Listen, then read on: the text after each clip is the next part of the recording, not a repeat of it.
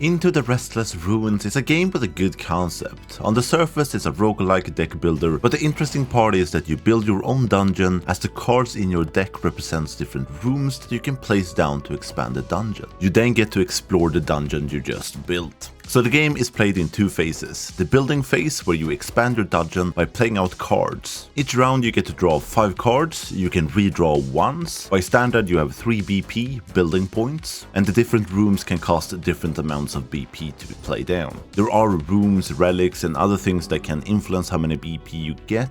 When you're done building rooms to build a dungeon, you have the exploration phase or the harvesting phase. The goal of the game is to kill the boss at the end of the dungeon. To access the boss room, you need to open usually between 4 to 5 seals. So on the map you have fogged out rooms, and the seals are in these rooms. But the rooms can also contain other things, resources and merchants. So you won't know exactly where to go and how to build a dungeon. The other big aspect of this phase is the light. Your torch will burn for a limited time and will diminish how much you see as the torch burns out. At the end you can barely see what's going on, and once it burns out, you'll take damage until you die. So what you need to do is build your dungeon so that it reaches the fogged out rooms, explore the fogged out rooms, and then get back to the start of the dungeon before the torch burns out. As you get further and build a larger dungeon, remembering the way back will become harder and harder. There are rooms that can help with this. You have signpost rooms, guide fairies, and campfires that will add more duration to your torch. And then of course just building a dungeon that won't get you lost. The building aspect is the best part of the game. It's a lot of fun trying to build an optimized dungeon with rooms that add value,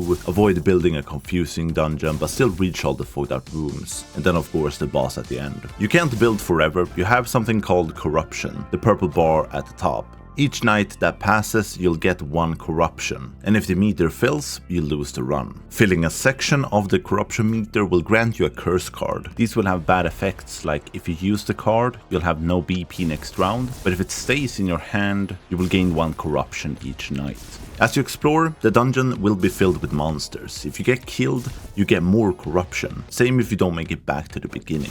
Cleansing a seal, however, will remove corruption. And there are a few other ways to get rid of a bit of corruption. All of these elements work together nicely. You can relax a bit when you're building, but you always have that pressure to build the easiest path possible. And then there is more intensity while you're exploring, to stay alive, make it to the fogged out rooms, and then back without dying to not add more corruption. I really like these systems working together. It's a shame that the combat in the game isn't more interesting. This is the biggest part of the game that brings down the experience for me. All you do while exploring the dungeon is walk and interact with the rooms. The combat is automated. You can have 2 weapons equipped, 1 melee and 1 range weapon, but they are used automatically when enemies comes in range. If you come up against a horde of enemies, you might have to backpedal a bit, but otherwise the enemies are barely a threat, which is a bit disappointing. I would have loved a more active combat system, or at least had to aim for yourself or a few skills. It would make it even more challenging to navigate the dungeon, and it would make the exploration phase a bit more active.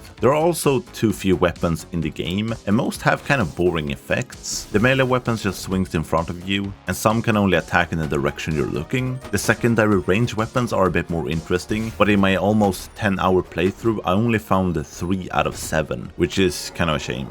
The boss fights are also underwhelming and no real threat at all. In one of the dungeons I started with a boon card. These are positive one-time use cards. And I started with Smite, that grants you plus 500% damage for 1 night. And I just saved it for the boss and then killed it in seconds. It feels like no effort went into making these bosses, unfortunately. There is some better variety when it comes to the rooms in the game. There are a lot of different shapes and effects. I do think the room effects are a bit tame. I would have liked to see more interesting effects. Effects that interact with the dungeon in a larger way, not just more HP, more time, more BP, and maybe effects that combos with other rooms. The graveyard is one of the few that has an effect like that. If you build 4 graveyards in your dungeon, you get the card a Mausoleum added to your deck. If you build a Mausoleum, you get plus 10% damage per graveyard you have built. That is a really nice effect and could force you to choose between an optimal dungeon or going for more damage. It does get a bit better with time as you unlock more cards, and yes, the later ones are more interesting. but by that time you have almost completed the game. Card rooms can also be upgraded during a run if you find a specific merchant. This will alter the layout of the card and also usually enhance its effect. It's a really nice touch to have the layout of the cards being changed and can really be a game changer. During a run you do get an overwhelming amount of cards. The way you get new room cards is by killing enemies. When you've killed enough, you get to choose one new room card out of 3.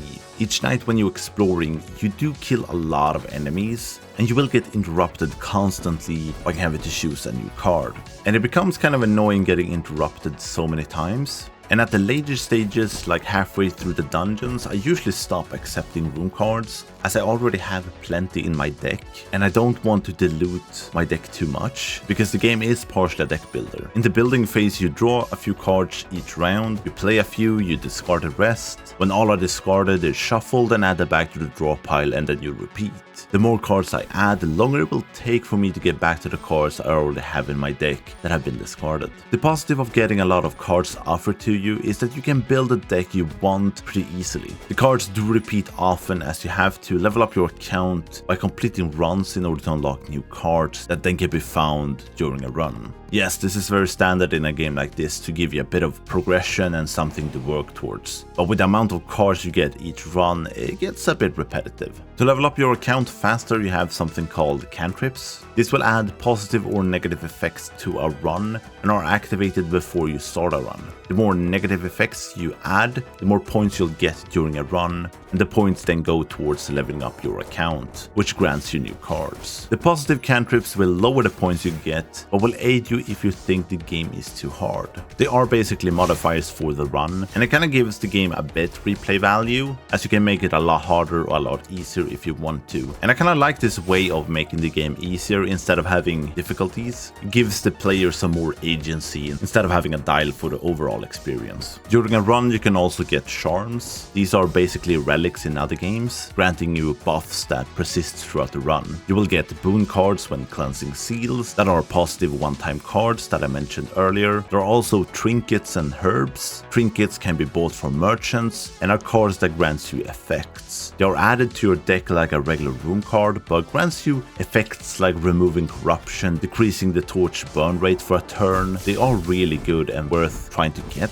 Herbs work in the same way, but you can get them from specific rooms as well. I like that there are other things than just room cards you can get, giving the game a bit more depth and elements to pay attention to. This isn't a game where the dungeons are randomized. The location of the fogged out rooms are randomized and the rewards within them, but you have 6 maps in the game where you have a starting position and the location of the boss room is predetermined as well. I don't really have an issue with it, as the maps are very interesting by themselves. The first 2 maps are very straightforward. The entrance is at the bottom and the boss is at the top, and you just have to make kind of a straight path upwards while interacting with the fogged out rooms along the way. But then you have, for example, a round map, and you're gonna have to build like a spiral inwards. Then you have a map where you have to build both to the left and right side. It's a nice mix, and it forces you to think in different ways to make the dungeon optimal. There isn't too much replay value outside of completing the maps. You have a story based around Scottish legend and the Harvest Maiden, but it's more to set up the game, the mechanics, and then to have an ending.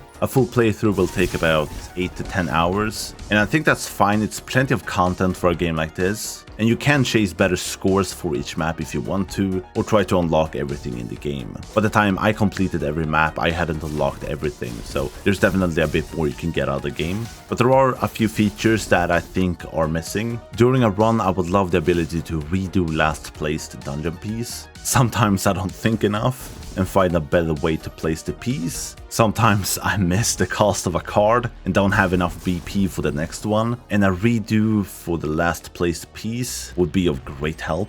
When in the building phase, you can move around with WASD, but it's slow, so the ability to click and drag would be a good feature. It would allow you to move faster and more precisely. And then it would be nice to have some sort of endless game mode or challenges. I wouldn't know exactly exactly how to do it in this formula, but some other game mode would be nice to see. I do like the game a lot. It's nice seeing the building and exploration aspect enhancing the overall experience for the better, with corruption, health and light adding to the stress of actually navigating and making it out alive. There is still a lot of untapped potential, with the combat being what it is, more interesting effects for the rooms, and maybe overall game modes, but I do still recommend the game. It's an unusual roguelike deck builder, but a challenging and fun one as well.